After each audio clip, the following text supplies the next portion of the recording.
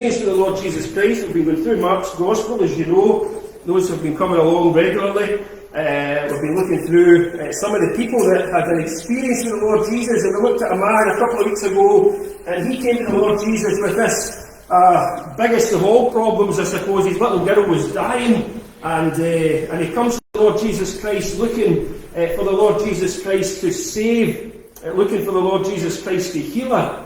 And Jesus has this experience, this encounter with this man, and he ultimately gets to the little girl, but by the time he gets there, the little girl's died, and it seems like all hope is gone, and yet into the hopelessness of that situation, the Lord Jesus Christ moves, and the Lord Jesus Christ heals her and restores her back to life again. But in the middle of that story, there's an interruption to the Lord Jesus Christ's journey towards the home of that little girl. And he's interrupted by a woman. And that's who we're going to read over. It's in Mark chapter 5 and verse 25, and we'll read through the next few verses from there, and then we'll just try and pick out a few lessons for our lives this afternoon. It says in verse 25, a certain woman had a flow of blood for 12 years, and she had suffered many things from many physicians, and she had spent all that she had, and was no better, but rather grew worse. And when she heard about Jesus, she came behind him in the crowd and touched his garment. For she said, if only I may touch his clothes, I shall be made well. And immediately the fountain of her blood was dried up, and she felt in her body that she was healed of the affliction. And Jesus, immediately knowing in himself that power had gone out of him, turned around in the crowd and said, who touched my clothes? And his disciples said to him, you see the multitude thronging you, and you say, who touched me? And he looked around to her to see her who had done this thing. But the woman, fearing and trembling, knowing what had happened to her, came and fell down before him and told him the whole truth. And he said to her, daughter, your faith has made you well. Go in peace and be healed of your affliction. And we know God always blesses his word as we read it together. And so here we have another individual who has this encounter with the Lord Jesus Christ. You know, it's interesting, just thinking back to the experience of that man. So, for those who are unfamiliar with the passage, there's a man who comes to the Lord Jesus Christ. He's a religious leader, and he's got a little girl at home that is sick. She's dying. She's at the point of death, and he comes to the Lord Jesus Christ, falls down at the feet of Jesus and says, look, my little girl's dying. I need you to come to my home. I need you to put your hands on her. I need you to heal her. I know that you're able to do that. And the Lord Jesus Christ responds to that man's request. And the Lord Jesus Christ starts taking movements towards that man's home, and then he's interrupted by this woman. He's interrupted by this woman and this experience that we've just read about today.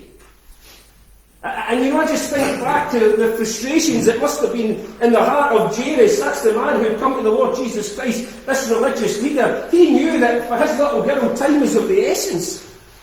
He knew that as far as his little girl was concerned, the clock was ticking. And he didn't know whether she was going to live or die. And he's urging the Lord Jesus Christ to come and to intervene in his situation, in his circumstances. And he's wanting the Lord Jesus Christ to do it now. And I can just imagine the frustration that must have been in the heart of Jairus as the Lord Jesus Christ seems to get sidetracked with another person's need. And as the Lord Jesus Christ starts taking time out to speak to this woman and to heal this woman, and all the time you can just think of the anxiety building in the heart of Jairus. And he's watching and thinking time is running out. Time is running out. You know, I was just thinking sometimes in our relationship with the Lord Jesus Christ, you know, sometimes we have that appeal to the Lord Jesus Christ to intervene in our circumstances, don't we?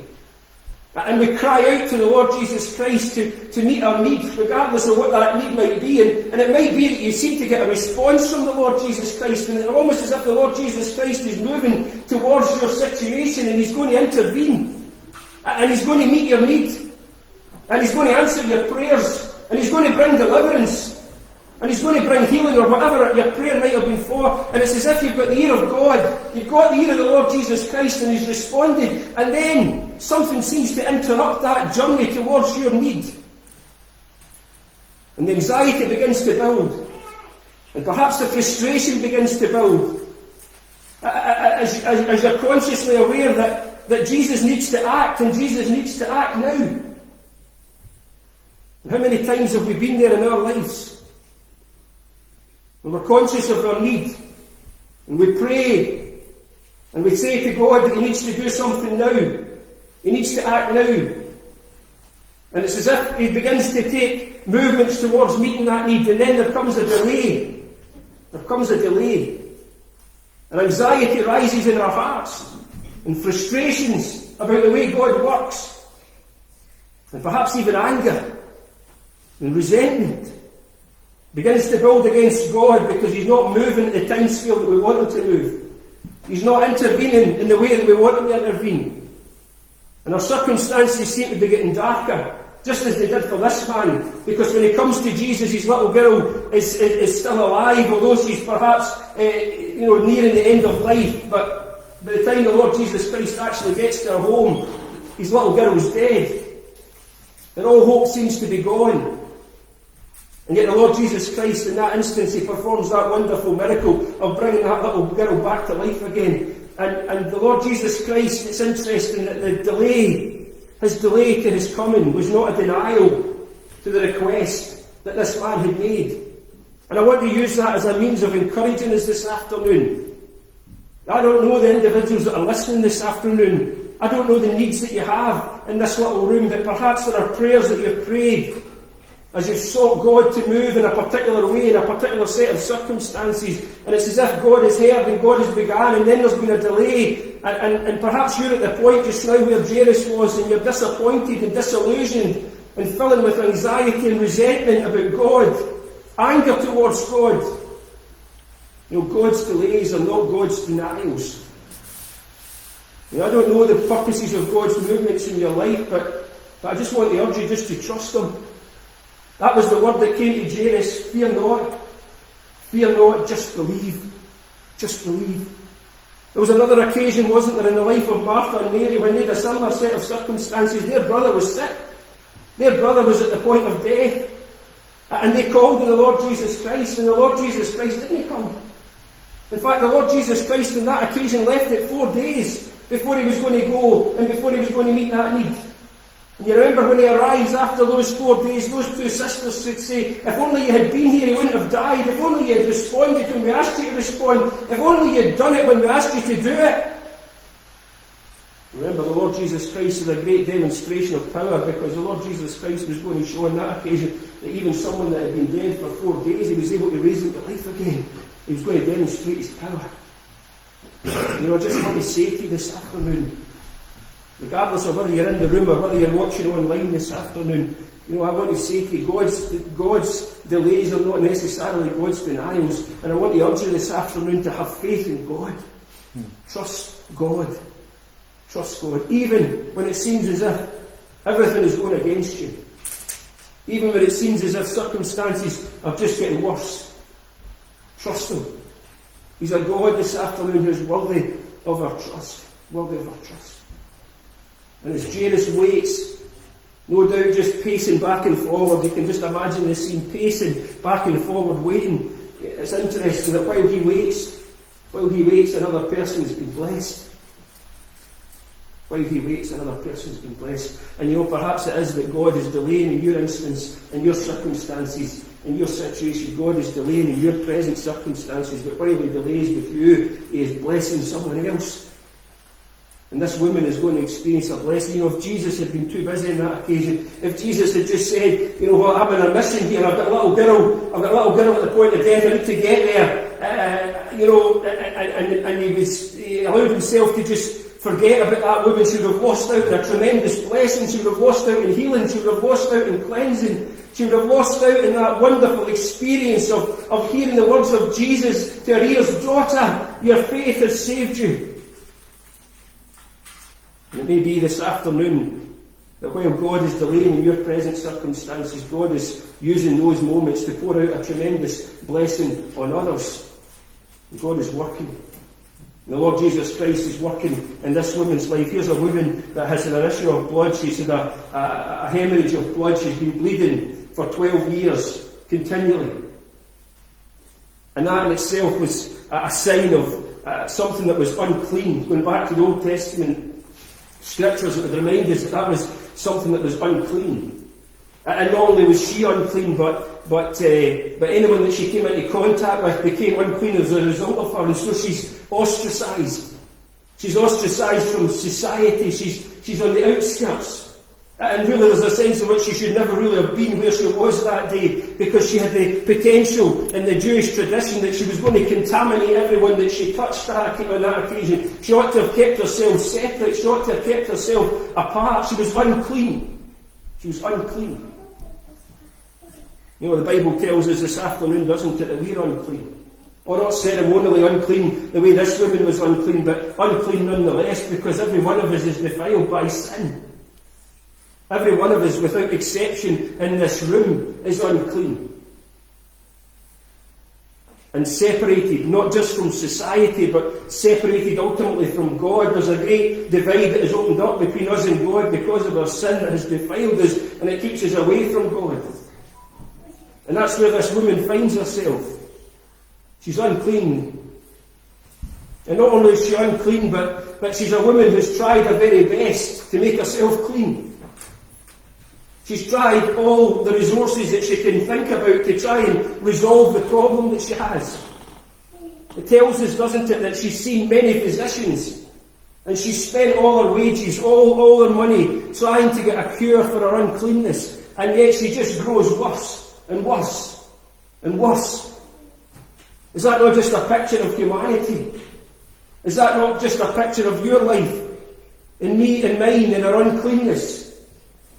And we try our best, don't we, to make ourselves clean. We try our best to get rid of our defilement. We try our best to make ourselves presentable.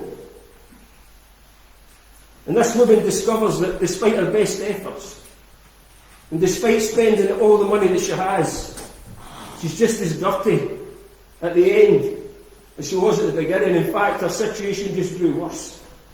It grew worse. You know, I don't know this afternoon, maybe you're unaware of the fact that you're defiled before a holy God. Maybe you're unaware of the fact that as far as God is concerned, that you're unclean because of your sin. And that sin has separated you from Him, and that sin has caused a great divide to exist between you and Him, because He is holy and you're not holy. He is righteous and you are unrighteous. And maybe you've never really been aware of that this afternoon. Or maybe you are aware of that. Maybe you're aware that God is holy and you're unholy. Maybe you're aware that God is righteous and you're unrighteous. And maybe your attempts have been over the years to try and make yourself righteous, to try and make yourself holy, to try and make yourself a better person, to try and deal with the defilement that sin has placed on your life. And you've tried one thing and another. And maybe you've got to the end of it all, and maybe you think you're just as poorly off now as you were at the beginning. You're still unclean. You're still defiled before a holy God. It doesn't matter how many times you try and turn over a new leaf. It doesn't matter how many times you try and go through self-help programs. It doesn't matter how much time you invest in the resources of this world to try and make you a better person. You discover at the end of it all that you're just the same. You're just the same. And that's where this woman is. She's at the end of her rope, as it were. She's tried everything available to her and nothing has worked. It's a similar story to the man that we read of a few weeks ago. That man whose society had tried their very best to control him. A man under the power and under the control of demons. And society had tried to control him, restrain him, bind him for his own safety and theirs. And all their attempts had failed miserably. And here's a woman, and she's in the exact same situation. She's tried everything. She's tried everything. I don't know what you've tried this afternoon to try and open up a relationship between you and God, to deal with the uncleanness that sin has brought into your life. I don't know what avenues you've pursued. I don't know what steps you've taken to try and rebuild that bridge back to God, and you're discovering that nothing's working. And that's where this woman is. She's at the end of her rope, as it were. She's at the end of her terror. She's tried everything. And then she hears about Jesus. She hears about Jesus. says in verse 27, when she heard about Jesus. She heard about Jesus. I want to say to you this afternoon, it's our privilege and our honour this afternoon to introduce you to the person of Jesus. I trust you don't come to this little church expecting that the people here are going to be able to help you in a sense. We'll do what we can, materially, physically. We can pray for you. But ultimately, our purpose is to introduce you to the Lord Jesus Christ. It's so that you'll hear about Jesus, because He's the answer. He's the answer. And so she hears about Jesus. And I don't know what she'd heard about Him. But certainly there was no other recorded incident whereby anyone had been healed the way she was about to be healed. But she must have heard something about Jesus. Jesus' ability. She must have heard about Jesus' willingness. She must have appreciated that she was maybe the type of person that Jesus had actually come for. People that were outcasts, people that were on the outside, people that were marginalised, people that were despised, people that were socially outside. These were the type of people that Jesus had come for, and maybe she appreciated that. And so she comes to the Lord Jesus Christ. And there's an obstacle in front of her there, isn't there? And we always say, don't we, we read so often that when people are making a genuine attempt to get to the Lord Jesus Christ, we've discovered that there's obstacles in the way. And for this woman, it's no different. There's something trying to stop her from getting to Jesus. It's a crowd of people, again. And yet this woman is absolutely resolute. This woman is absolutely determined that nothing is going to deter her from reaching out and getting a hold of Jesus. Nothing is going to stop her in her pursuit of Jesus. I wonder this afternoon, do you share her same resolution? Do you share her same determination that nothing is going to stop you from getting to Jesus? Whether it be your own self, your own self-righteous attitude, or whether it be the crowds of people round about, or whether it's family, or friends, or habits, or whatever it is that stands in the way of you reaching Jesus, I wonder, are you going to show the same determination that this woman showed? And she's not going to be deterred. She's not going to be put off. And she gets through the crowd, hustling and bustling. Obviously down on the ground, you would imagine. The scriptures tell us, I think one of the other translations tells us that when she got to him, it was the hem of his garment that she got hold of. She was obviously crawling perhaps on her hands and knees to get to Jesus. Not really taking too much account of what people thought about her. Not really taking too much account of the people that were there. Just one sole purpose in her mind that day. And that was to touch Jesus, to get to Jesus, because she knew, she believed that she just had to hold on to his clothes. She just had to get a grip on Jesus. And she knew that she would be healed. She knew that she would be healed. And whether there's a degree of kind of superstition mixed in with her faith, I don't know. The very fact that she thought just touching his clothes would be enough, but in spite of that, the Lord Jesus Christ will respond to that type of faith, won't he? We thought a wee bit about that a couple of weeks ago. We thought about the variance of our faith, don't we? How some get this big faith and other people just seem to have a little tiny wee bit of faith. But the reality is that it's not the extent of our faith that really matters this afternoon. It's the person in whom we place our faith that matters. And this woman was placing her faith in the right person. Or she'd placed it in the wrong people for long enough. She'd placed it in the doctors. She'd placed it in the remedies that they'd suggested. That was where her faith had been placed, and she realised that her faith in those things had just come up fruitless and empty. And she places her faith in Jesus. And she reaches out and she grabs a hold of his garment.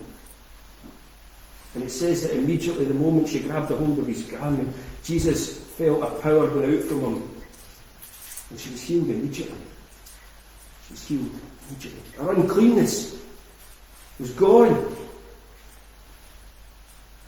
Wouldn't it be great this afternoon if someone had that experience in the room today, where they literally just managed to get a grasp on Jesus, just by faith. No matter how small that faith might be. Just placing faith in the Lord Jesus Christ, placing faith in who he is, placing faith in what he has done, We thought of what the Lord Jesus Christ has done for us as we thought of a little illustration earlier on, the love of the Lord Jesus Christ demonstrated in the giving of himself. In order to deal with our uncleanness, in order to deal with our sin, the Lord Jesus Christ suffered and died. Our uncleanness cannot just be merely rubbed out with an eraser as if it never existed. It cannot merely just be cast to the back of the mind and forgotten about and stored away. The uncleanness of our sin had to be dealt with, and it was dealt with by the Lord Jesus Christ on the cross. The Lord Jesus Christ suffered. The one who was righteous for we who are unrighteous. The one who was holy for we who are unholy. The Lord Jesus Christ died on our part. And the Lord Jesus Christ urges us, just as this woman does on this occasion, just to place our faith in him, just to trust him. That he is able. And only he is able to save. And she reaches out and Jesus feels it and he says, look, somebody's touched me. Just that private encounter with the Lord Jesus Christ. You know, that's just between you and him this afternoon. And that can happen as you sit in the seat you're sitting in today. Just you reaching out to the Lord Jesus Christ by faith. It's that private encounter. It's that private demonstration of your faith in him and your trust in him and your dependence in him, recognising that you've tried everything else and everything else has failed. And you're trusting him to save you, you're trusting him to cleanse you, you're trusting him to forgive you. And that is just a private encounter between you and him. No words were spoken. No words were spoken. And she just reaches out by faith and she experiences the power of the Lord Jesus Christ in her life. You know that would be the experience of some in our room today. Just experiencing that private encounter with the Lord Jesus Christ. No, Jesus doesn't want to keep it private. You know, Jesus says, doesn't he? He says, who touched me? The disciples say, look at the amount of people that's round about you. Look at the amount of people that are bumping up and down against you. And you're saying, who touched me? You know, there was a big difference that day from the people that were touching Jesus. There were people that were just bumping up and down against him casually, without any real thought, without any real intention. And there was a woman in the middle of all of that, and she was reaching out by faith. She had reached the end of her rope, as it were, and as she reached the end of her rope, she reached through and she touched Jesus Christ, and Jesus Christ moved in her life and changed her and transformed her. You know, the sad reality is there's a lot of people thronging around about Jesus. The sad reality is that even in this room today there are people that are just here and they're thronging. Jesus is present in the spiritual sense, and we're here and we're in his presence, and yet the reality is that that's not enough, is it? The reality is that we need to reach out by faith. Reach out by faith. And she reaches out by faith. She experiences that healing, and she could just have slunk away into the background, couldn't she? She had got what she had come for. Jesus had healed her. Jesus had delivered her. Jesus had set her free. Jesus had transformed her life, and she could just have slunk away out and gone home.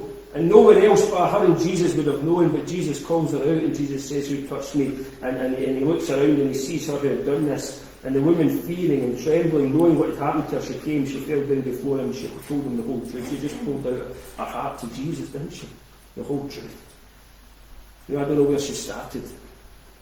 I don't think she just started there in those events that took place on the ground as Jesus was making his way towards Jairus' house. She maybe went away back to the very beginning.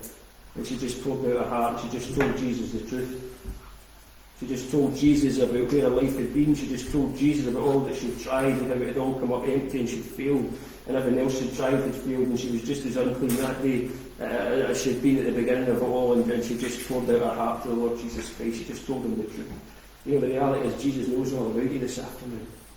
Jesus knows all about all of us today. And Jesus just wants us to be open with him. Jesus just wants him to tell him the truth, just to lay our lives before him and say, this is where I am. This is where I am. This is what I've done. This is what I've come through. This is what I'm going through. Just tell him the whole truth.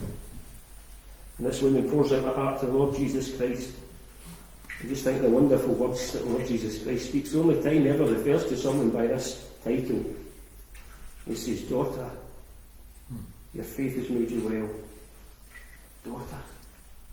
Jesus brings that dear woman into a relationship with him. And what a wonderful relationship that is. A child of God. Daughter. Now, I wonder this afternoon if that would be the work of someone's heart, just to hear the words of Jesus speaking to them today, just saying, daughter, I know where you are, I know where you've been, I know what you've done, I know what's happening to you in your circumstances, but you're mine. You're mine. You've reached out to me, I've reached out to you, you're mine. And once you're his, you can never ever be taken away again. You know, there are two girls that I can call daughter. And they're mine. And they'll always be mine, regardless of what they might do to me, regardless of whatever experiences might lie ahead for them and for me. The one thing that will never change is that they're mine, they're my daughters. And the Lord Jesus Christ says to this woman, daughter, you're mine. You're mine. And I want to encourage us this afternoon, those of us that have placed our faith and trust in Jesus, just take comfort from the fact that you can hear the words, daughter, son, you're mine. You're in my family. You've experienced my power. You've demonstrated faith in me. And it says, daughter, your faith has made you well. Go in peace and be healed of your affliction. I don't know what you've come into this little room this afternoon. I don't know what burden you've come in carrying. Maybe you're still carrying the burden of sin. And the defilement that sin brings to you. It would be wonderful just to experience the fact that you can liberate you from that, set you free from that defilement, make you new, make you clean. And there's other burdens that we carry. Christians carry burdens just the same as everyone else, but I don't know what burdens you brought into the room today, but just go in peace. Daughter, your faith has made you well. Go in peace and experience the burden, whatever it may be, just being lifted from you as you just experience the comfort of knowing that you're his.